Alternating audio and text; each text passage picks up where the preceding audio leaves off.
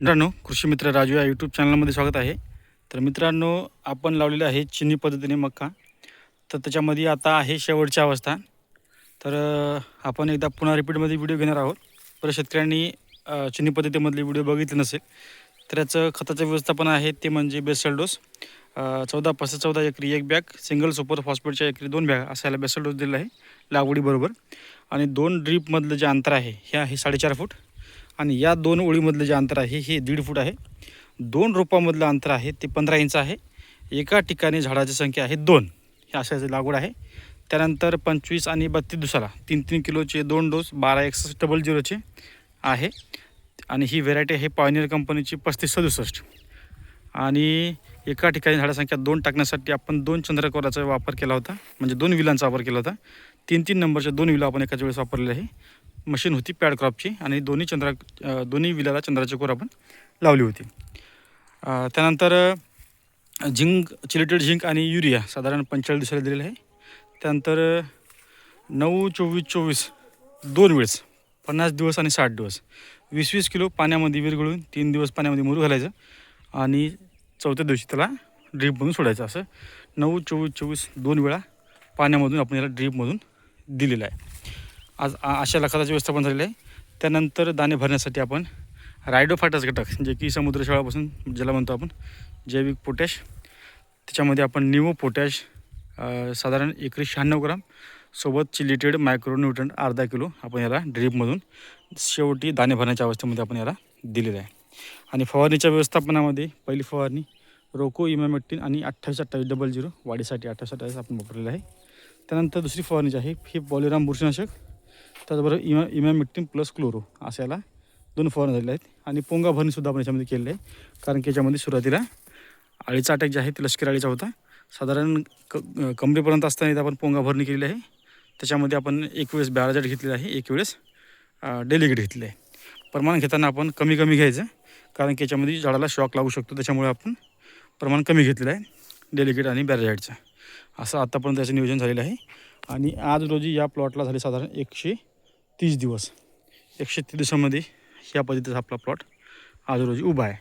आणि याच्यामध्ये हे प्लॉट आणखी जबरदस्त भरला असता. याच्यामध्ये जेव्हा हे दूध दाणे येण्याच्या अगोदरच म्हणजे याच्यामध्ये परागीभवन झालं होतं, त्या पिरियडला याच्यामध्ये गारपीट मोठ्या प्रमाणात झाली होती आमच्या भागामध्ये.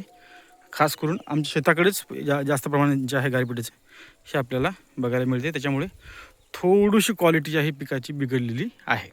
याच्यामध्ये बराचसा प्लॉट आपला आडवासुद्धा झोपला होता, वारासुद्धा जोराचं होतं. त्याच्यामध्ये आपण प्लॉटला संपूर्ण उभं केलेलं आहे. जे झाडं आपले उभे म्हणजे पडले होते, आडवे झोपले होते, त्याला आपण उभं करण्याचा प्रयत्न केला आहे सुतळीच्या साह्याने. त्याला दोरीजना बांधून घेतलं आहे. तर अशा पद्धतीने आपला प्लॉट जे आहे हे झालेलं आहे. ही चिनी पद्धतीमध्ये 100% उत्पादन आपल्याला वाढून येणार आहे, कारण की याच्यामध्ये झाडाची जी संख्या आहे, रोपाची संख्या साधारण आपली 29,000 आहे.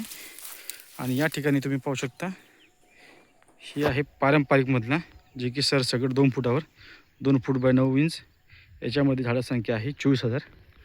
आणि याच बाजूला याच्यामध्ये स्पेसिंगसुद्धा आहे, हे 3 फुटाचं स्पेसिंग.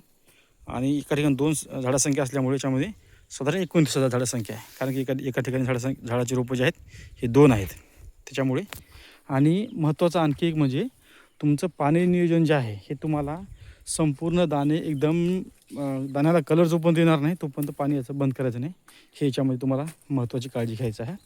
त्याचबरोबर हे जे वरचे तुरे आहेत, बरेच शेतकरी काय करतात, लवकर वाळण्यासाठी या कणसाच्या वरून इथून हे कट करत असतात.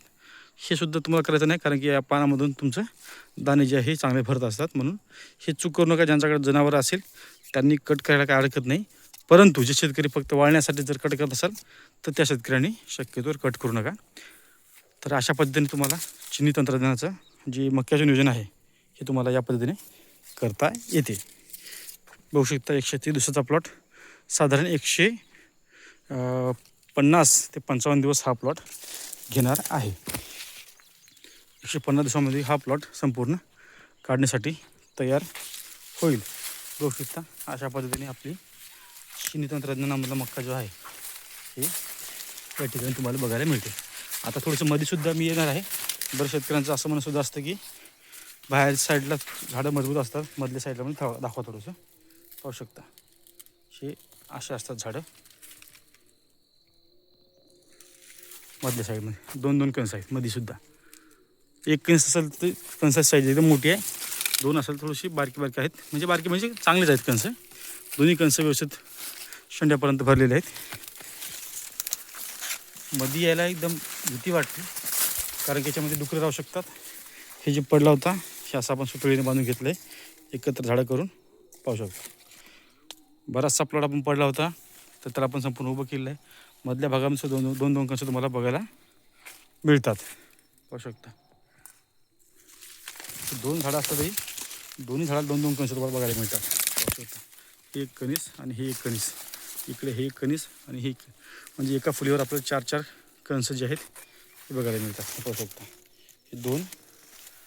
हे 2-2 कणस. तर अशा पद्धतीने एकरी उत्पादन जे आहे आपलं टार्गेट आपण ठेवलं होतं 50 क्विंटलचं, आणि ती 100% आपलं 70 क्विंटलचं, आणि ते आपल्याला 100% मिळणार आहे, पाहू शकता. कणस 3-3 असले तरी कणस त्याला 2-2च लागले आहे. पुढच्या वर्षी आपला प्रयोग असणार आहे 3-3 दाण्याचा, आणि तो आपण 100% सक्सेससुद्धा करून दाखवणार आहे. जी शेतकरी आपल्या पद्धतीने पुढच्या वर्षी करणार आहेत त्यांना आपण जबरदस्त नियोजन मक्यामधलं देणार आहोत. धन्यवाद.